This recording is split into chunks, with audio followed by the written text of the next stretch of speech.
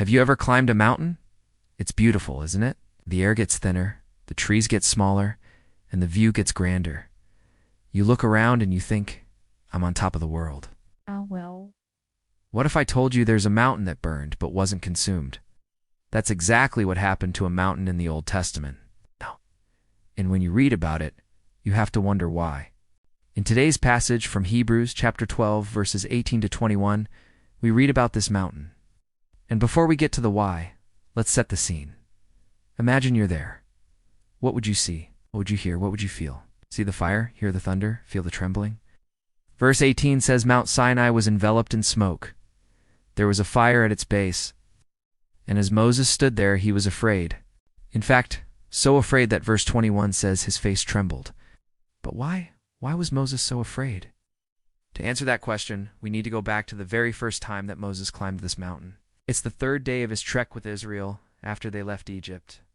They came across this mountain called Sinai, where God said he was going to give the law to Moses. So far, this is all review. But now let's imagine this scene again, only this time, let's see it through Moses' eyes. He's just left Egypt, seen the plagues, witnessed the Exodus. Now he's here at this mountain and God tells him he's gone. Nah, give him the law. What does he do? He leads the people to the base of the mountain and then he goes up. And as he climbs, the scene becomes more and more intense. The fire gets bigger, the darkness gets thicker, the wind gets stronger. And when he reaches the top, he sees God. He hears God speak. He feels God's presence.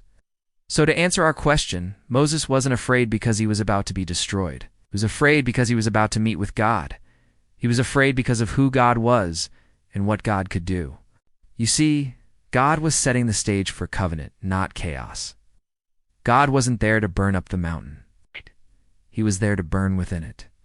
God wasn't there to destroy Moses. He was there to transform Moses. And that's the whole point of this passage. We can be afraid of God like Moses was, or we can trust God like Moses did. In fact, let's close with that. Notice how the passage begins and ends with the word for. Verse 18 says, "For this is the reason why this day has become a symbol of fear." And verse 21 says, "For this is the result of that fear. Our fathers trembled." But notice what's missing. Verse 19 says, "But instead of saying this day has become a symbol of fear, it could have said this day has become a symbol of faith." Faith in what? Faith in the God who wasn't there to destroy them, but to dwell among them. God who wasn't there to consume them, but to transform them. A God who wasn't there to harm them, but to heal them.